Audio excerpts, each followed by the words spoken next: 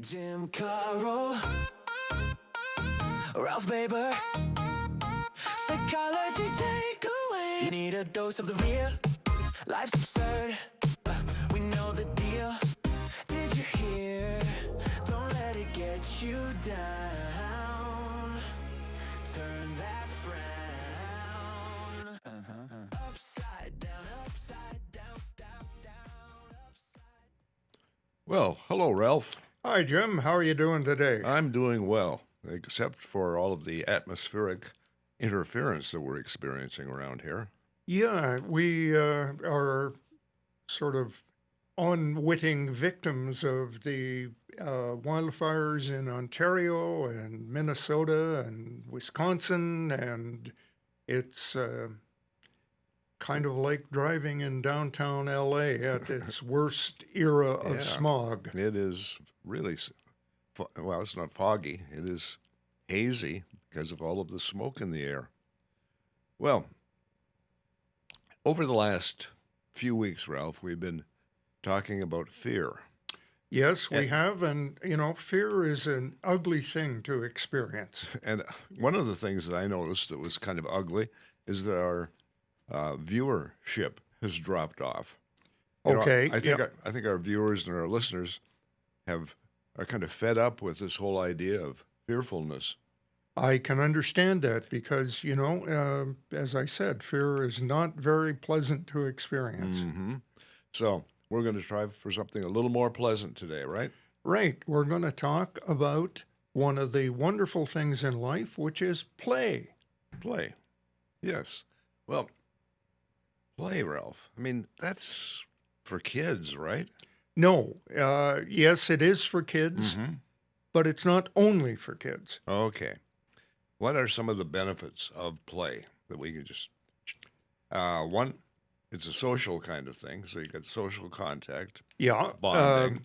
But you there's can you can play even, for example, something that is as inactive looking as, say, doing a puzzle or playing chess or checkers. Mm-hmm. But there's social contact in that. You talk to the person who's playing against you, or you Mm-hmm. talk to the person who's working the puzzle with you, and Mm-hmm. you build bonds by Yeah. doing that. And even play that's solitary. You say that you play 3 or 4 games of solitaire to help you relax, and so that's part of the relaxation aspect of play. Yeah, It sort of releases not endorphins. Some play would do that, but releases serotonin, which kind of yeah, calms you down, right? right. And the thing is, you can play on a game that's electronic um, and set your own limits, whatever it is. I'm going to play for 15 minutes or I'm going to play for half an hour. I'm going to play for 36 hours straight. Yeah. And Yeah. I mean, there are people who do literally get so immersed in whatever game they're playing that they don't quit. Mm-hmm. Uh, the classic example, I guess, of that was the early iterations of Grand Theft Auto, which was one of the first realistic, semi-realistic games, and a lot of people played that 12 hours. Mm-hmm. You know, Yeah. uh, Well, back in my college days, I used to binge play bridge, so I can't, with any sort of good conscience, tell the clients that I have, hey, kids, play is, good for half an hour, but you shouldn't do it for, 10 hours in a row. I did it, I guess, sort of survived. yeah. Although probably the people who noticed you cutting every class during a day were not very happy. But the thing is, that this kind of play can either become very solitary or it can come to connections. Mm-hmm. And it depends on, like if you're playing a game where you can play against somebody, even somebody who is distant from you, Uh-huh. you can make connections with that person. Mm-hmm. And so, uh, and my take on it, I guess, is it's like playing bridge. If you can play it so it doesn't really matter who wins and who loses, but you're playing for the enjoyment and the socialization and the connection. Mm-hmm. That's one thing. And that's the kind of play that we used to see as kids. There were no rules. You just went out and, hey, I was thinking about that this morning. In my neighborhood on Ontario Avenue in the Sioux, one of the favorite places to play, Donnie Calvert would be there, David Gearhart would be there, would be in Pat Grattan's sandbox. Now, she had a huge sandbox. Okay. You could make things in that sandbox. You could build a city. You could build a whole world. And there's no real rule as to what your buildings had to look like. Okay. They were sand, or they could be up like this, or they could be horizontal. And, Horizontal. Yeah, and your little figures. And we had a lot of figures that looked like soldiers. They could climb up a hill or go across. I had a whole set of knights on horseback. And so my knights could be against Donnie Calvert's soldiers. I mean, that didn't happen in reality, but it could happen in the sandbox, right? Right. And the thing that's interesting to me, Jim, is that if you look at children who are playing and you say when they start, okay, there's no structure here, just play what you want, as you want. Mm-hmm. Kids will make their own structure. That's true. For maybe that day. Uh-huh. But the next time they play, they'll create a different structure. Mm-hmm. So 10 soldiers can take out 2 knights. Maybe that's the rule for today. Mm-hmm. But maybe next time it's 2 knights can take out 10 soldiers. Right. So, the rules change, but the kids make their own structure. Mm-hmm. And they learn some problem-solving skills also. Yeah. Hey, if you're building a house or a castle in Pat Grattan's sandbox, how high can you make that thing? And if you're going to make it 3 or 4 feet high, what do you have to do? And we saw that later on, Ralph, with Odyssey of the Mind. Remember, first of all, it was Olympics of the Mind, where these kids would make these fantastic structures out of virtually nothing. And then they test them out to see how much, in this case, how much weight they could carry. But in our case, they had to carry the soldiers or the knights. Yeah, and the thing is, you could make something so high, whatever the height of that sand was, it could go that far, and then it couldn't go any higher because then it started to crumble. Yeah. So pretty soon you learned what the limits of the sand were. Mm-hmm. So you didn't have to take a civil engineering class.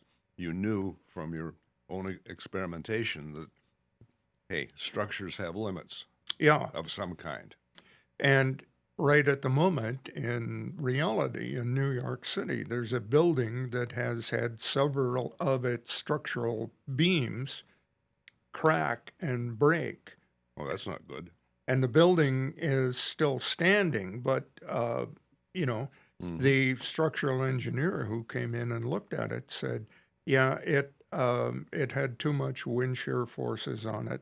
And what we're going to have to do is rebuild a lot of the structural components. And we can do that. Yeah, at the end of a play session in Pat Grattan's sandbox, everything would be crumbled down, but the next day, we'd rebuild it. Rebuild it, yeah. Well, it's a little tougher to rebuild a building in the middle of Manhattan, though. It is. So, but you can learn those, kinds of skills early on. There are 2 things that are happening right there, Jim. One of them is enhancing brain development, and the other is boosting your creativity. So those are two important things. Now, we all think of them as things for kids, but they also apply to adults. Mm-hmm. Okay, so let's take older adults like you and I. Okay. So, do you think that play activity actually, helps with creativity and brain development at our age? I think it does, Well, Jim. I think you might be right. And, one of the things that, like a lot of people who are math oriented, will say, well, I play Sudoku, Mm-hmm. which is also a strategy session with numbers. Mm-hmm. But other people who are more verbally oriented will say, well, I play Scrabble, Mm-hmm. you know. Now, I don't play Scrabble myself very much, although I'm a highly verbal person, because I have difficulty spelling. Me too. So people smack me across the ear and say, that's not spelled right. Well, it is in my universe, says Ralph. Yeah. So, at all ages, I think play is beneficial. We were talking to the manager of the coffee shop where we get our coffee, and she says that she works all day, which she does, and then at night her fun is to get out with her kids and her sister and her husband, and so. And I say, are you just watching them or are you actually engaged in playful activity? And she said, we get out and we play together. So, which is good. And one of the things I think that often doesn't seem to happen now is that the adults do not play with their children actively, and and I mean there are a lot of reasons for that.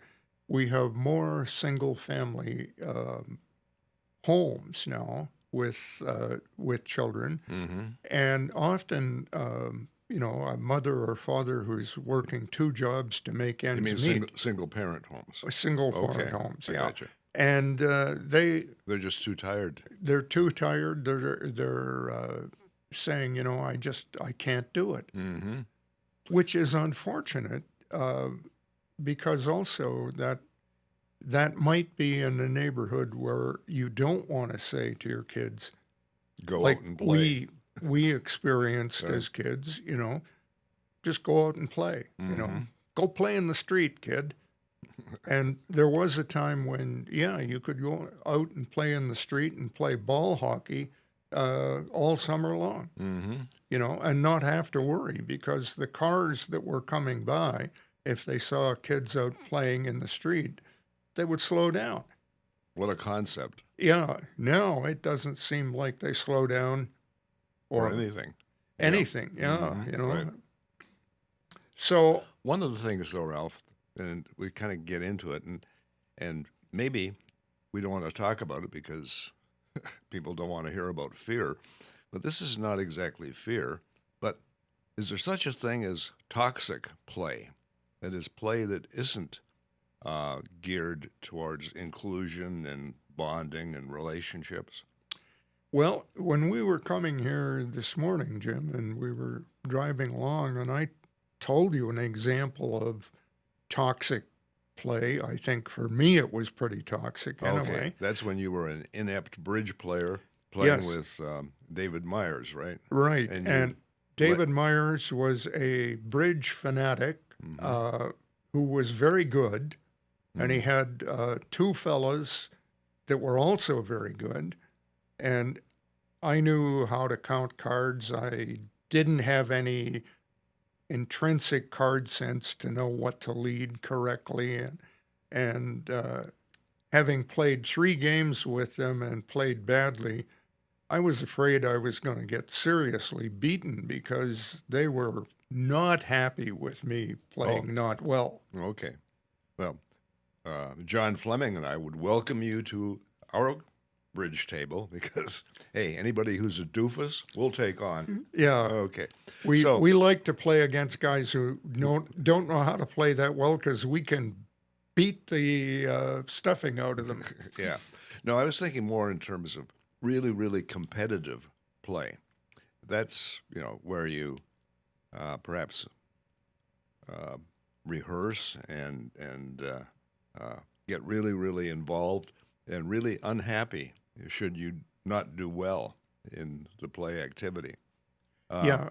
We just had the World Cup semifinals here, and in a couple days we'll have the finals, and one of those teams who's, quotes, playing soccer will go home with the World Cup, and the other one will just go home. And I really wonder if the effect of losing here might really be kind of toxic for one team, or the other. If you're so involved with competition, I'm not sure that's real play. I see my kids. You mentioned playing out ball hockey on the street. When my kids were younger, they were involved in organized sporting activities, things like baseball, and I would go out and watch them play. I would then also listen to the moms and dads, particularly the moms, in the stands, yelling and screaming at their kids and cursing the umpire, and you have to wonder, if watching that kind of play was, toxic for the parent. It seemed to be toxic for the kid. Yeah, and certainly the thing is that